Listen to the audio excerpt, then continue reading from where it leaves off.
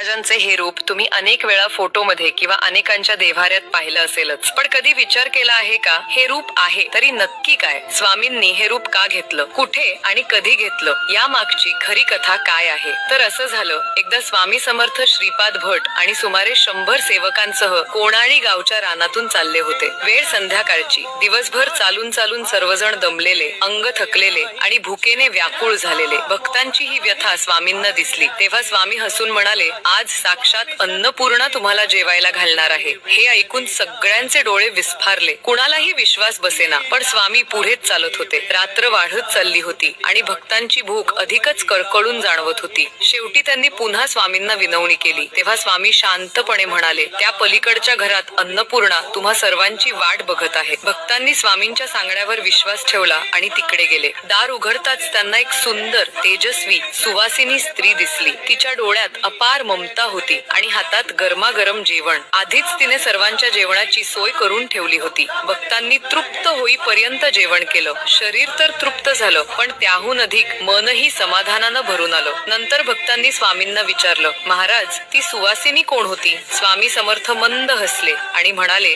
ती दुसरी कोणी नसून माता अन्नपूर्णाच होती. तुम्हाला जेवायला घालण्यासाठी ती माझ्याच रूपातून प्रकट झाली होती. म्हणूनच स्वामी समर्थांना अनेक भक्त स्वामी आई म्हणूनही हाक मारतात. भक्त जेव्हा आई म्हणून हाक देतात तेव्हा स्वामी खऱ्या आई वडिलांसारखे धावून जातात. म्हणूनच त्यांना सर्वव्यापी, सर्व गुणसंपन्न आणि अन्नपूर्णेच्या मूर्तिमंत रूपात मानलं जातं.